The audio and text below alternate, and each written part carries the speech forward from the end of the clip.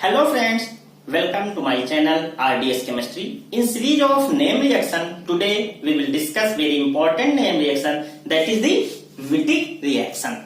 So this reaction is discovered by George Wittig in 1954 and इनको Nobel prize मिला है chemistry में। कब? 1979 में, along with H.C. Brown. H.C. Brown और जॉर्ज विटिग को कंबाइंड रूप से नोबेल प्राइज मिला 1979 में। H.C. ब्राउन को मिला है, आप जानते हैं, फॉर बोरॉन केमिस्ट्री। इन्होंने बहुत सारा काम किया है बोरॉन पे। और जॉर्ज विटिग को मिला है फास्फोरस केमिस्ट्री के लिए। ठीक, तो अब हम देखते हैं कि विटिग रिएक्शन क्या होती है। तो विटिग रिएक्शन क्या होती है? ये होती है carbonyl compound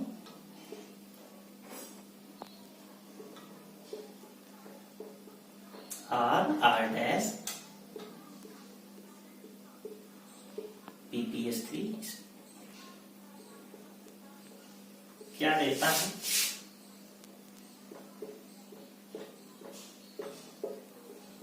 R plus POPH3। ये क्या है? Carbonyl compound. कार्बोनिल कंपाउंड है।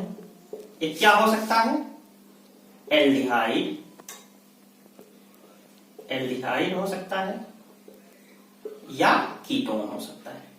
ठीक, ये जो स्पीसीज है इसको क्या कहते हैं? इलाइड। कहीं कहीं पे इसकी स्पेलिंग ये लिखते हैं केवल। और ये पर्टिकुलर इलाइड जो है इसको क्या कहते हैं?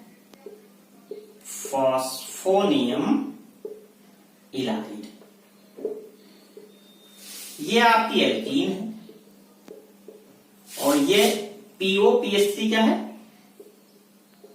Phosphine oxide. तो ये हो गई आपकी विटिग रिएक्शन। दो रिएक्टेंट है, कार्बोनिल कंपाउंड हो सकता है, इलाइड। इन दोनों की रिएक्शन से बनता क्या है? एल्कीन। ठीक, अब हम देखते हैं इसके कुछ क्रूशियल पॉइंट्स। तो इसके क्रूशियल पॉइंट्स क्या है विटिग रिएक्शन के? पहला क्या है? Nucleophilic addition to carbonyl compound. Class of reaction हम बताते हैं तो क्या है? Nucleophilic addition. देखिए ये। और दूसरी बात क्या है? Carbon nucleophile addition. यहां पे जो न्यूक्लियोफाइल देखिए, ये न्यूक्लियोफाइल, ये विटिग, इसको क्या कहते हैं? विटिग रिएजेंट भी कहते हैं। इलाइड को विटिग रिएजेंट भी कहते हैं। तो इस इलाइड में देखिए आप, जो न्यूक्लियोफाइल क्या है? कार्बन है। नेगेटिव चार्ज इसके ऊपर है, कार्बन। ये जाके इस कार्बन, अभी मैकेनिज्म पे डिस्कस करेंगे, ये जाके इस कार्बन पे अटैक करता है। तो इसलिए यहाँ पे न्यूक्लियोफाइल क्या है? कार्बन। तीसरा सबसे इंपॉर्टेंट पॉइंट क्या है कि it is substitution of CO for alkene. ये देखिए CO है, ये सब्स्टिट्यूट किससे होता है? कार्बन कार्बन डबल बॉन्ड से।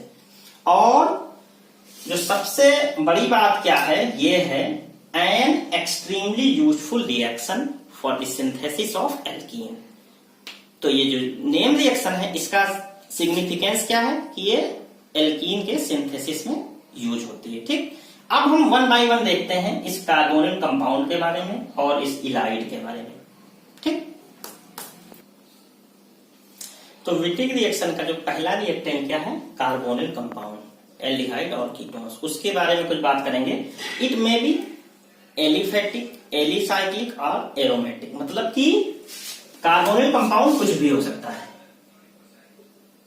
ये CH3 या एल्डिहाइड हो जाए, या कहते हैं कि एरोमेटिक भी है, डाई एराइल मतलब ये बेंजोफिनोन है, तो वो भी विटिग रिएक्शन देगा। ये एलिफेटिक भी हो सकता है, एलिसाइक्लिक भी हो सकता है, एरोमेटिक भी हो सकता है। दूसरी बात क्या है? इट में कंटेन डबल बॉन्ड और ट्रिपल बॉन्ड। तो कोई भी कार्बोनिल कंपाउंड है। और क्या कहता है कि कार्बोनिल कंपाउंड जो है ये मान लीजिए H, अगर कंजुगेशन में डबल बॉन्ड है, इस टाइप की अगर कार्बोनिल कंपाउंड है ये H और ये मान लीजिए CH3 CH2 हो गया, कंजुगेशन में है, ये यहां गया और ये यहां रेजोनेंस कंजुगेशन, तब भी विटिक रिएक्शन देगा। ये जो डबल बॉन्ड या ट्रिपल बॉन्ड इस कार्बोनिल कंपाउंड के कंजुगेशन में है वो इंटरफियर नहीं करता है। मतलब क्या है कि जो ये इलाइड है वो इस कंजुगेशन के सिस्टम में भी वो अटैक कहां करेगा, कार्बोनिल कंपाउंड पे ही करेगा। और एक बात है, इट में कंटेन वेरियस फंक्शनल ग्रुप, यहां पे कार्बोनिल कंपाउंड के बाद कोई भी फंक्शनल ग्रुप भी हो सकता है। उस स्थिति में भी जो इलाइड है वो रिएक्शन करेगा, अटैक करेगा सिर्फ कार्बोनिल कंपाउंड के कार्बन पे। तो ये बात हो गई एल्डिहाइड और कीटोन की। अब हम बात करेंगे इलाइड की। इलाइड के बारे में थोड़ा बहुत जानेंगे कि क्या होता है और किस टाइप के इलाइड रिएक्शन देते हैं विटिक रिएक्शन में। ओके, तो देखिए पहले इलाइड होता क्या है। इलाइड क्या होता है, species with positive and negative charges on adjacent atom. देखिए ये आपका इलाइड है, हमने बताया था ये दो एटम है एडजेसेंट, कार्बन और फास्फोरस, दोनों पे क्या है, एक पे पॉजिटिव चार्ज है देखिए फास्फोरस है, कार्बन क्या है नेगेटिव। इस टाइप के जो स्पीसीज होते हैं उनको क्या कहते हैं, इलाइड। इलाइड कई प्रकार के होते हैं, नाइट्रोजन इलाइड होता है, फास्फोरस इलाइड होता है, सल्फर इलाइड होता है। विटिक रिएक्शन में हम लोग फास्फोरस इलाइड की बात कर रहे हैं, ठीक। और ये क्या है, न्यूट्रल डाईपोलर स्पीसीज। डाईपोल मतलब दो चार्जेस हैं, लेकिन ये ओवरऑल क्या होता है, न्यूट्रल होता है। अब हम बात करेंगे कि इलाइड जो है ये फास्फोरस इलाइड, यहाँ पे हम लोग फास्फोनियम इलाइड कहते हैं इसको, या इसको विटिक रिएजेंट कहते हैं। अब हम देखते हैं कि ये इलाइड कैसे फॉर्म होती है। ओके, तो देखिए इलाइड का फॉर्मेशन होता कैसे। ये ट्राइफेनाइल फॉस्फीन है, ये अटैक, हाँ ये क्या है, एल्किल हैलाइड है। ट्राइफेनाइल फॉस्फीन अटैक करता है लोन पेयर का इस कार्बन पे। ये क्या है, nucleophilic attack on alkyl halide. तो ये क्या है, हैलाइड आयन निकल जाएगा और आपका ये स्पीसीज मिल जाएगा। फास्फोरस का लोन पेयर चला गया, इसलिए फास्फोरस पे क्या गया, पॉजिटिव चार्ज। इस जो ये स्पीसीज बनी इसको क्या कहते हैं, फॉस्फोनियम सॉल्ट, ठीक।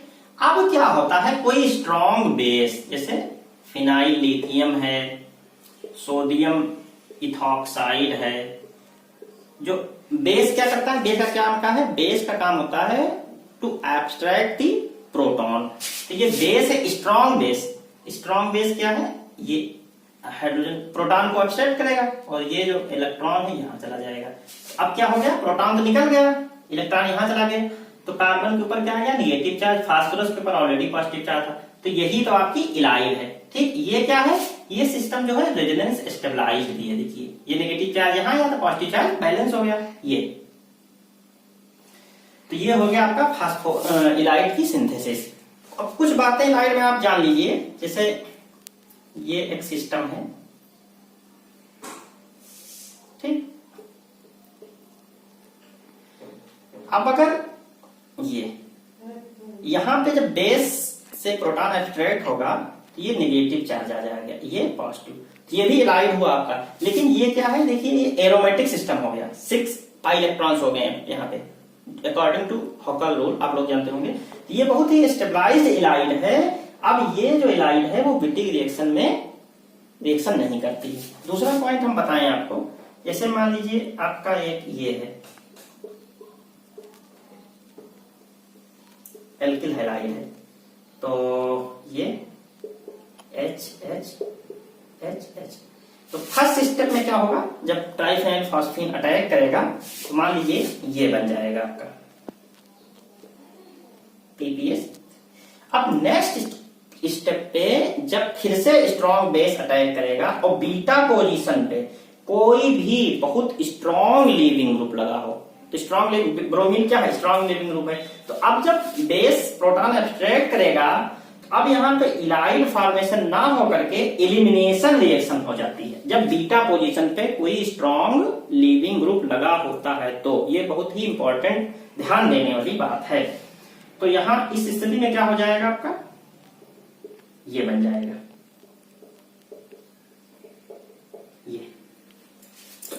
ये बात। और आपको मैं इंपॉर्टेंट बात ये बता दें कि जिस एल्किल हैलाइड से इलाइड का फॉर्मेशन होना है वहां एटलीस्ट 1 प्रोटॉन होना जरूरी है।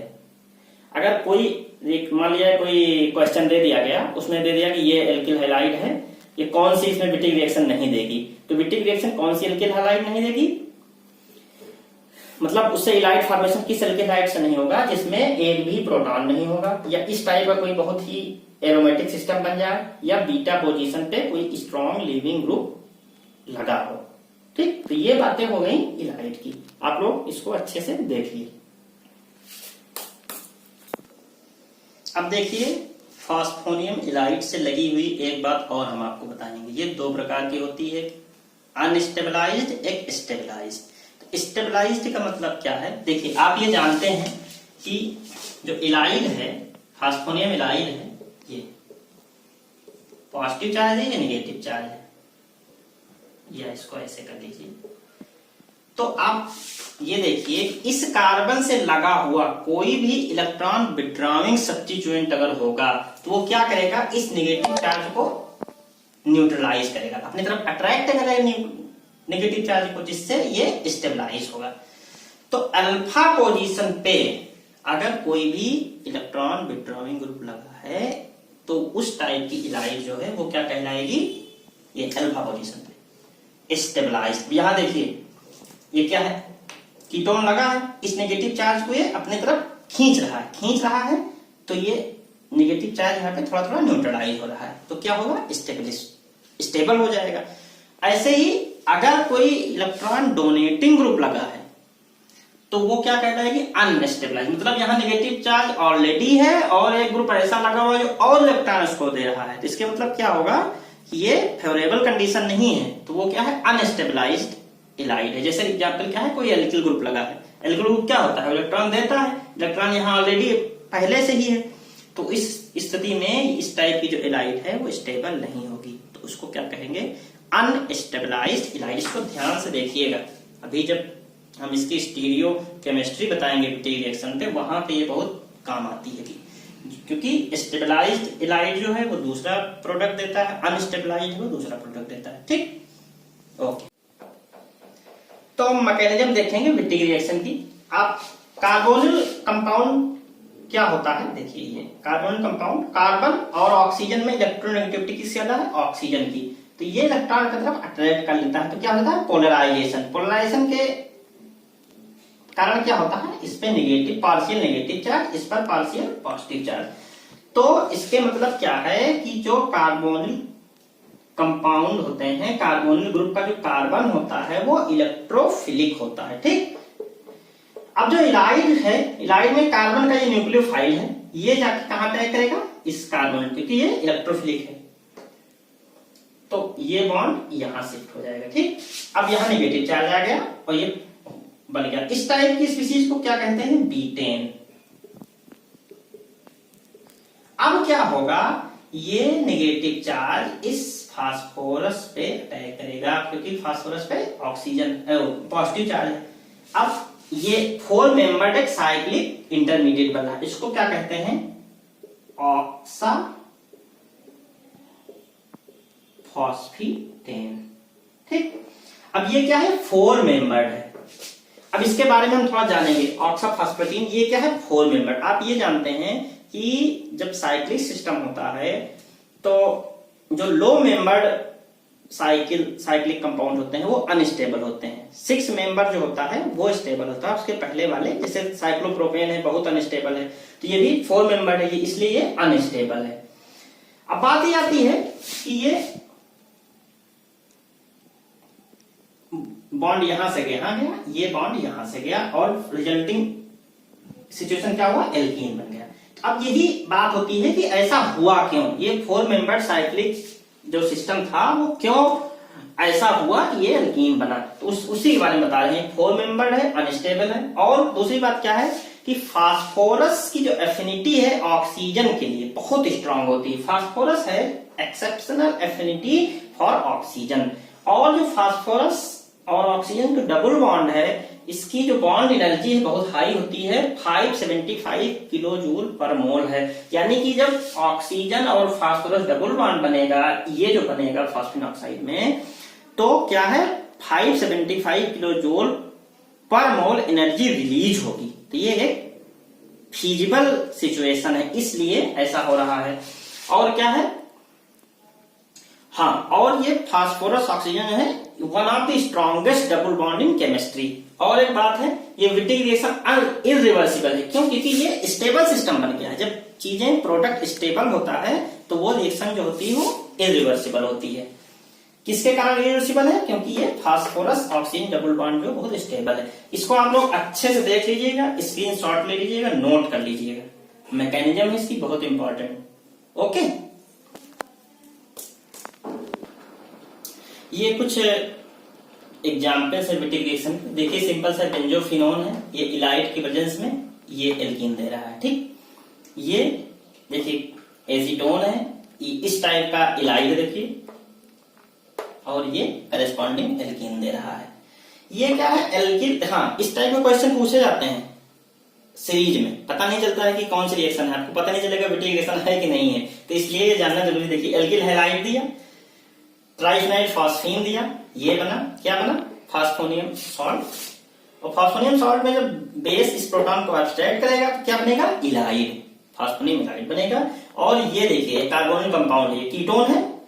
ठीक, ये कीटोन जो है, इस जो इलाइड बना है बेस के बाद, उससे रिएक्शन करके क्या बनाएगा, अब यहां से विटिक रिएक्शन देखिए स्टार्ट हुई, क्या बना, एल्कीन करेस्पॉन्डिंग। और इसकी जो हाइड्रोलिसिस करा दोगे तो ये एल्डिहाइड टाइप का कंपाउंड बनता है। तो ये एक कन्वर्जन रिएक्शन है, ये कीटोन है, कीटोन से देखिए एल्डिहाइड बनता है। ये क्वेश्चन बहुत इंपॉर्टेंट है, इसको ध्यान से आप लोग देखिएगा, इसको ध्यान से देखिएगा।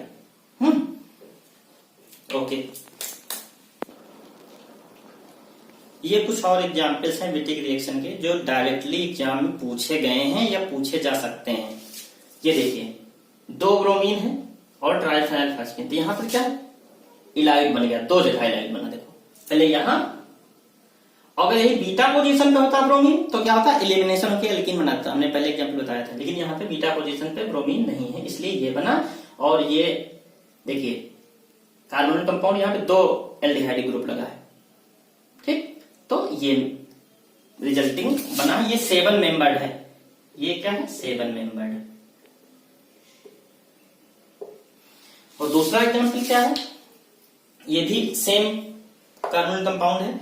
यहां पे देखिए इलाइड क्या है, इलाइड यहां पे ये बना है, एडिशन पोजीशन पे है। तो ये 2 मॉलिक्यूल हैं, तो ये बन गया, ये 8 मेंबर बना।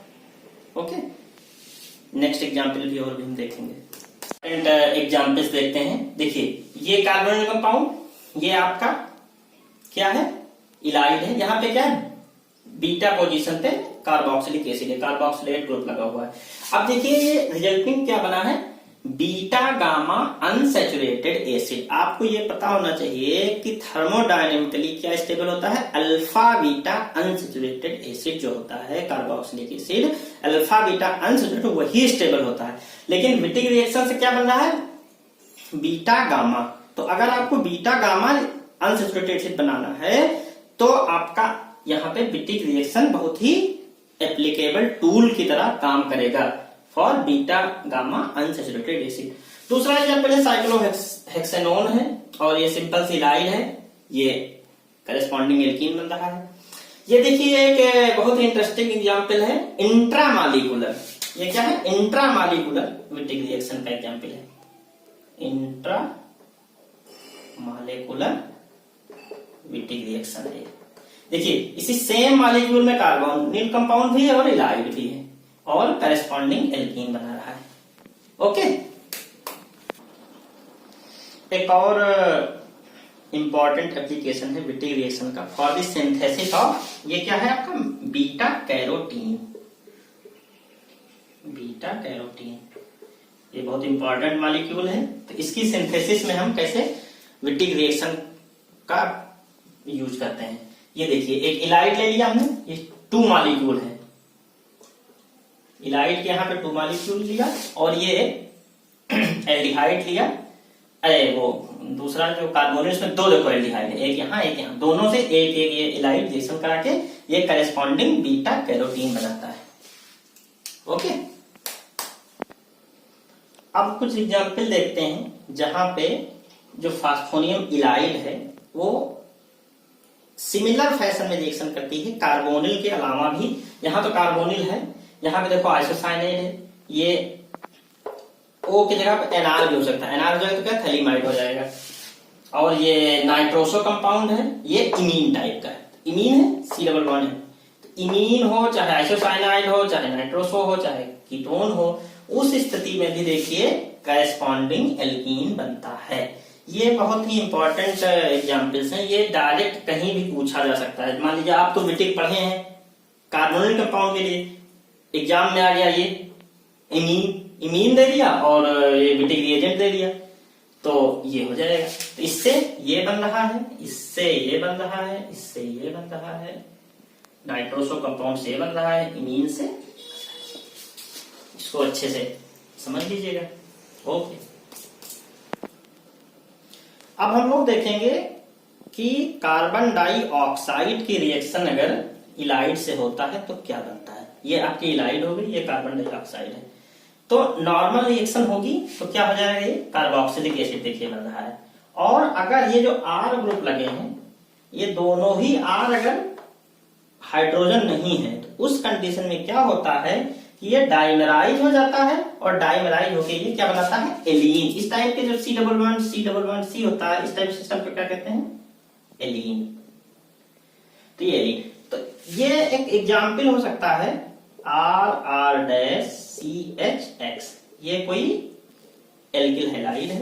इससे अगर कन्वर्जन पूछ लिया जाए, इस टाइप का मान लीजिए कार्बोक्सिलिक एसिड बनाना है, ये तो क्या होगा, बीटेक रिएक्शन के यूज से हम इस एल्किल हैलाइड से पहले क्या बनाएंगे, इलाइड, और इलाइड कार्बन डाइऑक्साइड से रिएक्शन करके ये करेस्पॉन्डिंग कार्बोक्सिलिक एसिड बनाएगा। ये इंपॉर्टेंट पॉइंट है। Now we will discuss about the stereochemistry of Wittig reaction. तो आपको हमें पॉइंट बता दें कि स्टेबलाइज्ड इलाइड अगर है तो उस केस में क्या बनता है, ई एल्कीन। एल्कीन क्या बनेगा, ई। और अनस्टेबलाइज्ड इलाइड जब हम लेते हैं तो जेड एल्कीन बनता है। तो हम देखते हैं पहला केस क्या है, स्टेबलाइज्ड इलाइड लेते हैं। ये देखिए, ये एस्टर ग्रुप लगा है और ये इलेक्ट्रॉन विड्रॉइंग ग्रुप है, इसलिए ये स्टेबलाइज्ड इलाइड है। ठीक, तो जो ये स्टेबलाइज्ड इलाइड बहुत स्टेबल सिस्टम है रिएक्टेंट, इस stabilize is due to this extra stabilization ये जो स्टेप है ये रिवर्सिबल हो जाता है और 2 डायस्टीरियोमर्स बनते हैं। ये क्या है, सिन है, देखिए दोनों ग्रुप सेम साइड में लगे हैं और ये दोनों ग्रुप अपोजिट साइड में लगे हैं। ये इस डायस्टीरियोमर को क्या कहते हैं, एंटी। तो ये जो रिएक्शन है यहाँ पे ये थर्मोडायनेमिकली कंट्रोल्ड है ये स्टेप। तो थर्मोडायनेमिकली सिन और एंटी में कौन सा स्टेबल होता है, एंटी। क्यों, क्योंकि दोनों बल्की ग्रुप जो है वो अपोजिट। ये क्या है, ये सिन है, ये डायस्टीरियोमर सिन है, ये डायस्टीरियोमर जो है वो क्या है, एंटी है। तो थर्मोडायनेमिकली एंटी डायस्टीरियोमर ज्यादा स्टेबल है, इसलिए स्टेबलाइज्ड इलाइड जब लेते हैं तो हमेशा ई एल्कीन बनता है, जेड एल्कीन नहीं बनता है। ओके, अब हम लोग देखेंगे अनस्टेबलाइज्ड इलाइड। जब हम अनस्टेबलाइज्ड इलाइड लेते हैं तो ऑलवेज प्रोडक्ट क्या होता है, जेड एल्कीन। ठीक, अब देखिए ये इलाइड है, अनस्टेबलाइज्ड है, ये इलेक्ट्रॉन डोनेटिंग ग्रुप लगा हुआ है और इस केस में जो प्रोडक्ट होता है ऑक्सीफॉस्फेटिन फॉर्मेशन जो है वो काइनेटिकली कंट्रोल्ड होता है। और जब हम अनस्टेबलाइज्ड इलाइड लेते हैं तो हमेशा जो डायस्टीरियोमर बनता है वो क्या बनता है, सिन। जब सिन डायस्टीरियोमर बनेगा तो एज ऑब्वियस जेड एल्कीन ही बनेगा। ओके, तो ये बात हो गई स्टीरियो सिलेक्टिविटी की, और स्टीरियो स्पेसिफिक भी है, क्योंकि ऑक्सीफॉस्फेटीन जो है अगर वो सिन है तो जेड देता है, और अगर एंटी है तो ई देता है। इसके मतलब क्या है, ये स्टीरियो स्पेसिफिक भी है। तो कंक्लूजन में हम क्या बताएंगे कि विटिक रिएक्शन में अगर हम स्टेबलाइज्ड इलाइड लेते हैं तो ई एल्कीन बनेगा, और अनस्टेबलाइज्ड इलाइड लेंगे तो जेड एल्कीन बनेगा। ये हो गई स्टीरियोकेमिस्ट्री विटिक रिएक्शन की। तो हम लोगों ने आज विटिक रिएक्शन पढ़ा, जितने पॉसिबल केसेस हो सकते थे मैंने बताने की कोशिश किया है। आप लोग अपने से और पढ़िए और एक्सप्लोर करिए, क्वेश्चंस एक्सप्लोर करिए, मिले तो मुझे भी बताइए, अगर ना समझ में आए तो वो आप कमेंट करिए, हम उसको एक्सप्लेन करेंगे। Okay, thank you for watching.